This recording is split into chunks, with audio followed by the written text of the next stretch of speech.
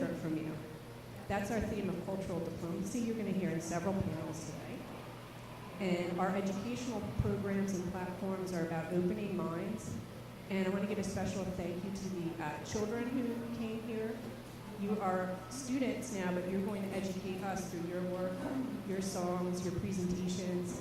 And so we appreciate you coming into the role of educator when you're teaching us. So I want to say thank you to the students. And I want to give everyone one.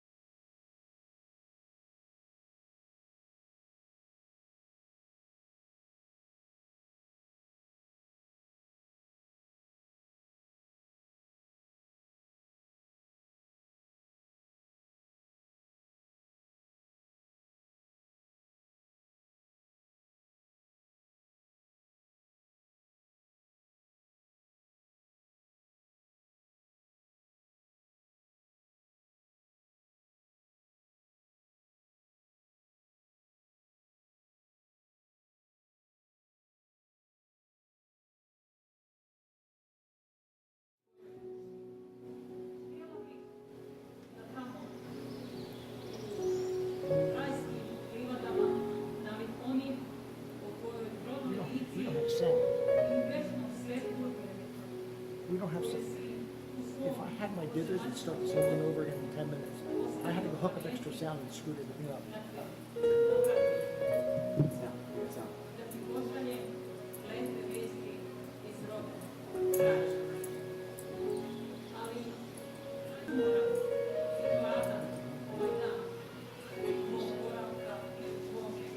Yeah, but it's coming through this microphone. It's not coming from here.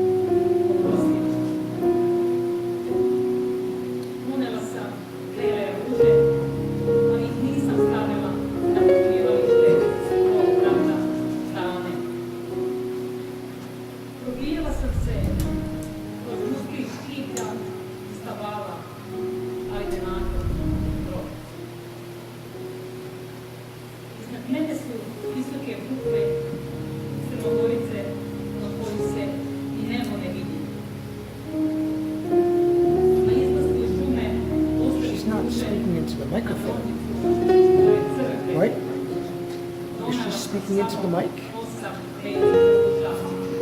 A samo na tom mjestu That's the reason I can't trajeno hear. je 650 mladih i starih ruža. U mom zavičaju potrebno je hiljade i hiljade belih ruža, kako bi svaka ruža imala pojednu. Potrebno je 91 ruža samo za pojednu rođak.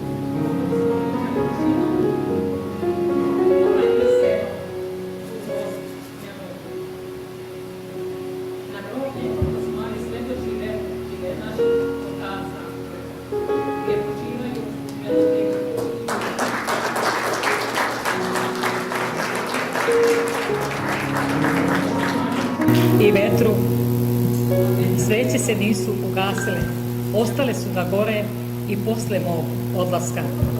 Prođu ulicama tvoga grada, zastah ispred tvoje kuće i škole, skoro da su jedno od drugu. Sjećaš se deli samo ulica. Ona višestoljetna i vetru lipa preživala je kiše, sneg od sveta. Ostale su da gore i posle mog odlaska. Na tvojoj kući prođu ulicama tvoga grada, zastah ispred tvoje kuće i škole. U prizemlju kuće stoji jedan sto. Sjećaš se da je to bio tvoj radni sto? Ne znam. Ona višestoljetna gorostasna lipa centrom grada preživala je kiše, sneg od vjetra koji proglaše tvoj narod tamo. Prozori na tvojoj ulici sa trga bili su zatvoreni, rekošteni u neku tamo neki novi ljudi. U prizemlju kuće stoji jedan sto. Kažu mi, gdje je to bio tvoj radni sto? Ne znam, objektiv moje kamere prepoznati. Moje pitanje centrom grada dominiraju trgice onih koji proglaše tvoj narod. Tvoj spomenik je uklonjen sa trga i postavljen u neku sporednu ulicu. Obišla sam ga po maglovitom i tmurnom danu, bljesnula je svetlost koju uhvati objektiv moje kamere. Moje pitanje prolaznicima na Gospićkom trgu, zašto je uklonjen tvoj spomenik, naišlo je na ćutanje i odmahivanje rukom. Tek jedna žena srednjih godina sa izraženim pravom očima ruralnog izgleda osmeli se i reče, pa on nije naš. Ta reč mi sada, dok ti pišem pismo, odjekuje jače od bruja zvona sa crkve Svetog Krstelja. Po nepravdi koju si doživljavao, jasno je čiji si. Volite tvoj srpski narod.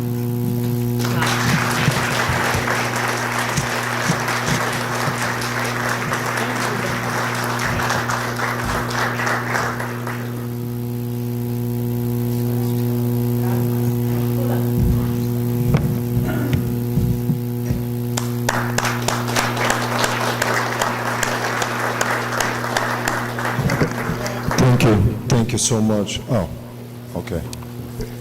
Yeah. All right. Thank you so much. Powerful story. Okay, the first panel for today, Tesla is an inspiration to develop a culture of science in educational settings, moderating by Ashley Redfern.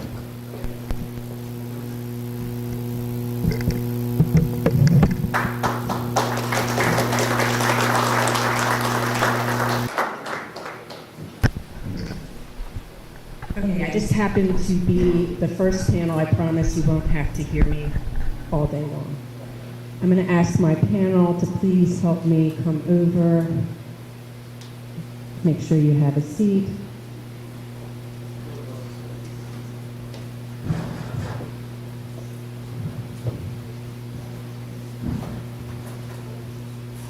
All right, we have a great group of dynamic educators on our panel today, and they're all educators in a variety of fields. Craig, if we have a group down, can you see them? If we do a group down, Craig? Yeah. Yeah.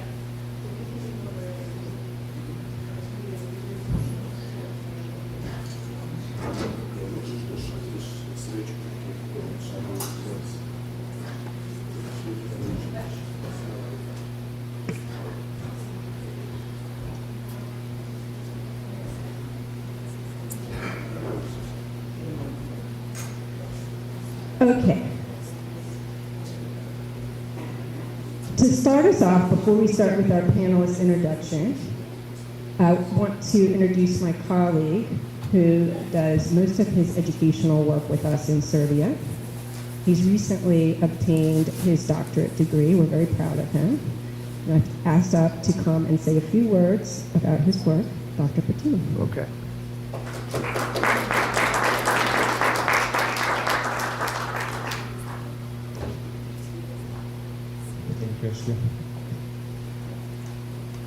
Hello everybody, my name is Alexander Jantovic.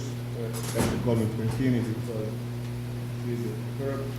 It's an honor to speak with you It's honor to speak with you today about a topic close to my heart, is cultural diplomacy through play. I believe play is a universal language that connects people, crosses borders, and enables the exchange of ideas. We saw what the other show us. Yet, through his brilliant ideas and innovations, he changed the world. His journey inspires me deeply because it shows how talent and determination can overcome any barrier regardless of where one comes from. This is why I am committed to ensuring that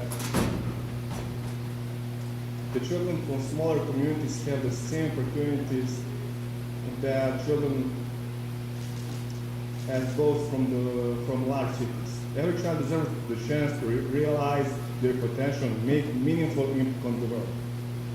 Education is key to every child's potential. However, many children face barriers due unequal access to quality education.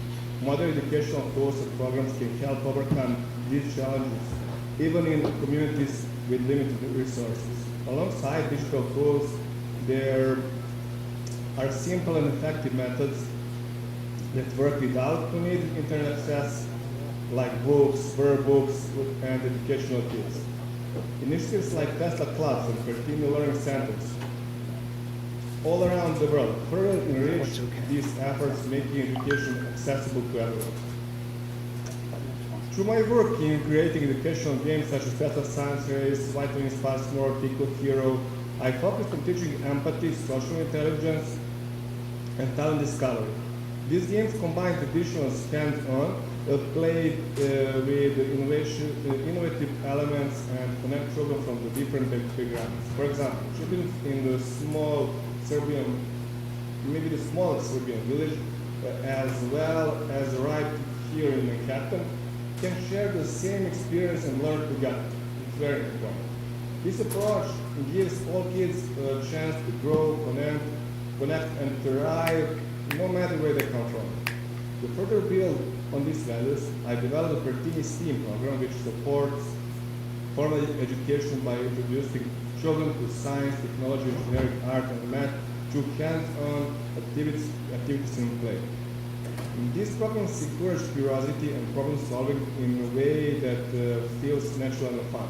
In my book, Planet of Talents, Nurturing Future Leaders to Play, I share real-life stories and strategies for discovering and developing talents. This book published in Serbia and soon be available in the US. It's designed to inspire educators and young leaders to unlock their full potential. I believe every child has a unique talent, a God-given gift, and the potential to become a leader. Leadership begins with self-discipline, and it grows into inspiring and guiding others. By investing in personal growth and helping children discover their strengths, we contribute to positive changes in communities and the world. Thank you for supporting this vision and for giving me the opportunity to share this journey toward a brighter, more inclusive future for all. Thank you.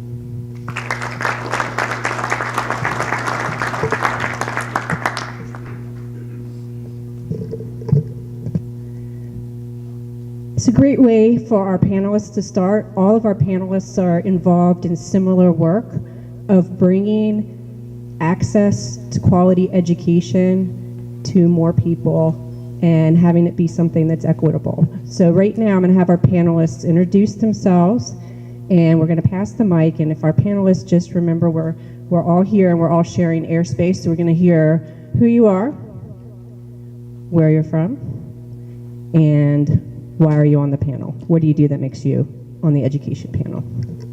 So we're going to start up here and down there. Hi, my name is Eva. I'm the CEO of Thank you. We are an eco-education center and animal sanctuary, and we work with American Paradigm Schools to bring eco-education, environmental education, and science to the classes in a really fun and engaging way. Good morning. My name's Todd Smith. I'm an administrator at Tacony Academy Charter School, but I'm also the science lead for our schools. And I've had the wonderful opportunity of seeing the Tesla Science Foundation partnership grow with us over the last maybe 12 years. This is my third time at the conference, and just really looking forward to all the wonderful things. Hello. I'm Professor Philip Baldwin from Stony Brook University. My research and teaching is in architecture, art and technology, and immersive systems. Yale MFA, come from the deep woods of Minnesota, came to the East Coast, been 27 years at Stony Brook, which now got a $900 million climate initiative, took over Governor's Island. The Simons Foundation put $500 million toward an endowment seriously studying sustainability. So there's a lot to party with there.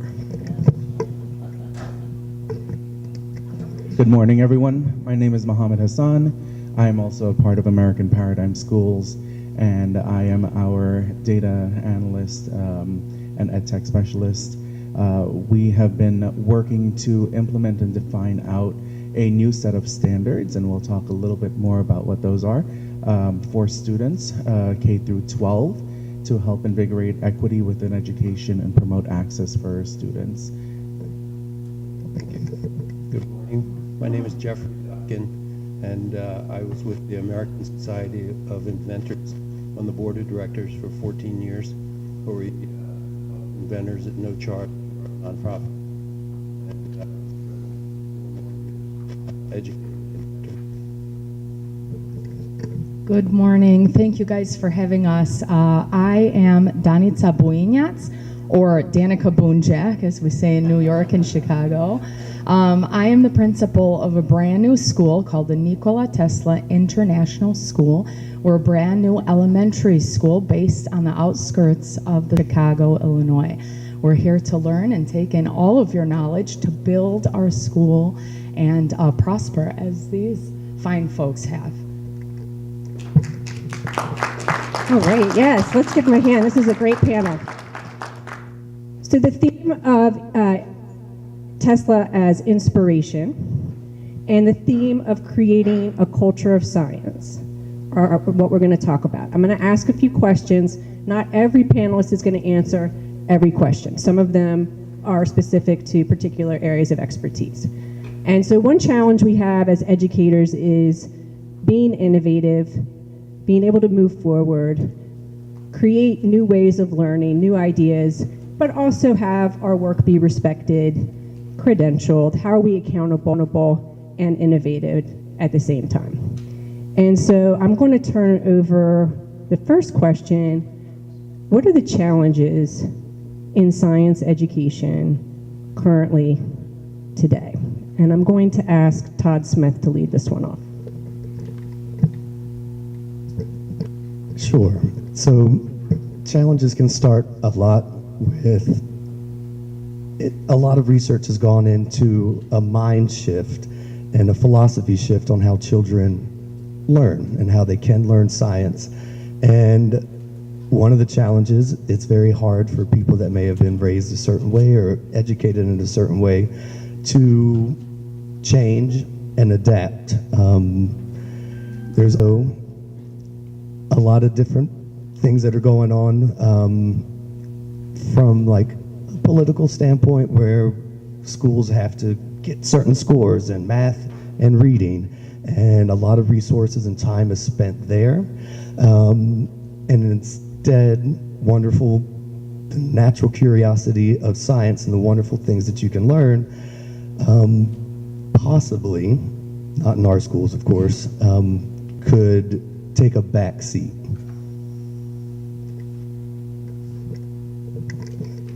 And that is bringing me to Dr. Baldwin. Professor Baldwin, you spoke of challenges in continuing education and in those of us who are adults finding access. And can you talk about a little bit about that, what that challenge is? Certainly. We have no what happened before in history and what will happen later. This is not just eugenics and things like this. This is, kids have no time, we have no time. You have no time to go back to even a 4-year college like Stony Brook for your credentials. So we talked about what I'm interested in is establishing micro-credentials that people can gain a facility in, say, AI management, AI aspects of moderation. Now, this is very, very, very, very similar to what Tesla went through when he encountered the robber barons. We're basically exploiting everything, every drop of air around the Americans. He came into a society of Fordism, which is Henry Ford's great invention was creating the movable assembly line. We have that now in our school system. We now demand out of our young people to become micro Teslas, as it were, to encounter the new robber barons so that they don't take over and create this world of platformism. Platformism is, if you haven't noticed, is the internet is allowing us to encounter reality only through platforms. And that's devastating. So a critical sensibility has to be achieved through these micro-credentials, not macro, not even getting your PhD. We have no time. The 400 parts of carbon emitted into the air now are way above the 300 particles that actually cause climate change. The moral dimension that we encounter by this convergence of AI plus CRISPR, everyone knows what CRISPR is? It's bargain basement designer babies. And that takes humanity, that takes a degree of, this gentleman here talked about empathy. So I'm creating these, we call them global stations or world forums or whatever. Tiny little immersive environments with projectors that you can come this close to individuals from 6,000 miles away and read their micro gestures, read those human things. I originally, before COVID, was deep into VR, AR, and all these telematic systems. People don't want to put these goose pate things on their faces anymore. They feel claustrophobic from Zoom. So something else has to happen. The convergence of the brick and mortar university has to be reduced into these micro centers of supreme innovation where we can create mini Teslas every day out of real problems such as carbon footprinting. Thank you. I'm wondering about the need for new innovation, new courses, and in fact, a new school. So can you talk to us about why you started Nikola Tesla International School? Yes, thank you. Nikola Tesla International School, we had thought up the concept to start a new school in the elementary field based on Nikola Tesla's spirit of curiosity. I think we all are here and we agree that our school systems, our standardized school systems, may not be the best route to continue to go in for the majority of students. We want a center where we can take our ideas, like how you mentioned, and not in this idea that it's a one kind of educational system for all, because it's not.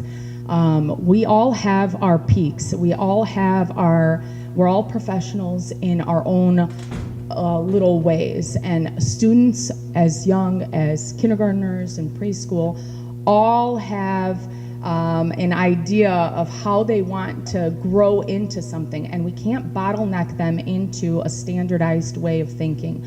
We want them to explore and learn what they're good at and find that and grow into that, and we don't want to diminish their curiosity by bottlenecking them into a certain system. So we want to learn from you guys, and we're a very small beginner school, so we are at the phases outside of Chicago, as I mentioned, at a prime time in building our school where we could mold it on all of these brand new concepts that aren't implemented in our state standards.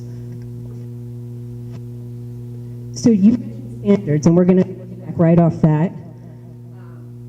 Mohammed, a lot of your work with American Paradigm Schools involves mapping out what are our Pennsylvania state standards. And can you tell everyone who may not know, just as the basics, what is an academic standard, why do we have them, and why is it important to be able to innovate within those standards?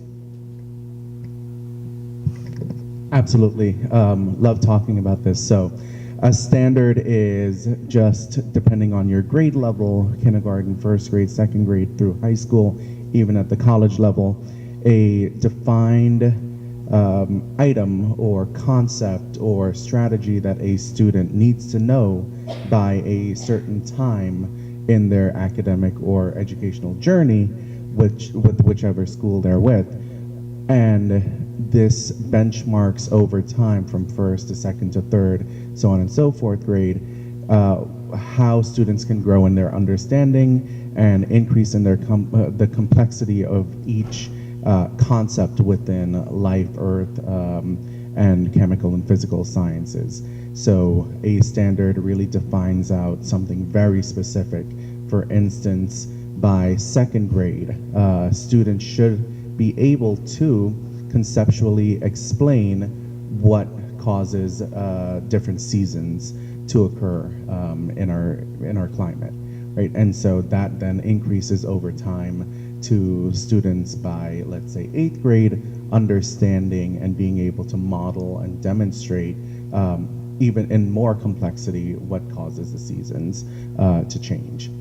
And we are really concerned with implementing these standards because in education, as has been mentioned, innovation oftentimes has been stifled in lieu of really seeking out state standardized testing scores for science and math, which has oftentimes in the past 20 years been very low in many states across the United States. And so most schools, most states tend to privilege reading and writing as well as math, and sort of put science and history on the sidelines to help bring up the science and reading scores within their states. And so many students don't receive a very concrete and well thought out science education starting at those foundational years when it is critical to develop a love for science early on. Thank you. This idea of science development, science literacy, if you will. You would not, you hear people sometimes say, I'm no good at math.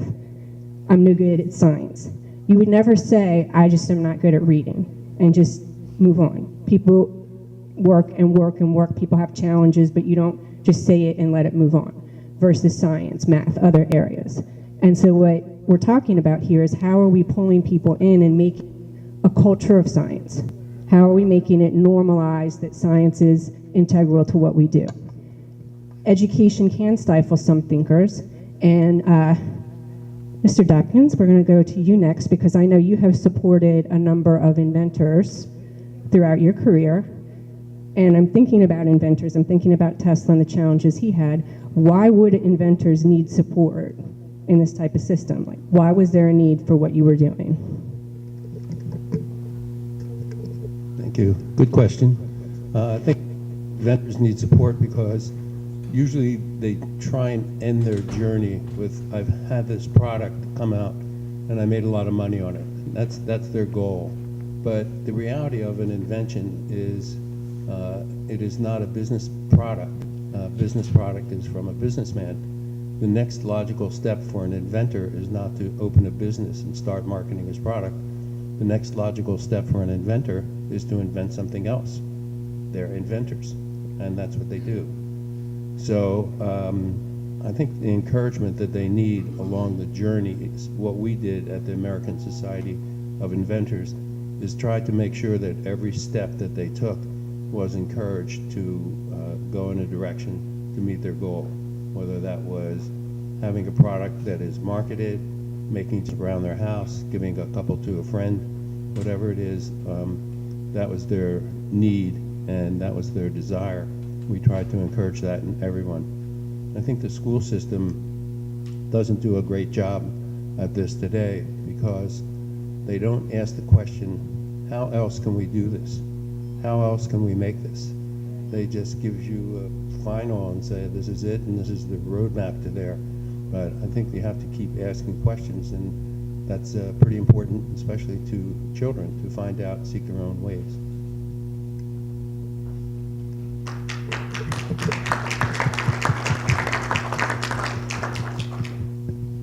I'm going to turn over here towards really talking about this culture of science. And I'm going to ask our panelists to get a little more specific about specific things you've either done or can do to enhance your environment.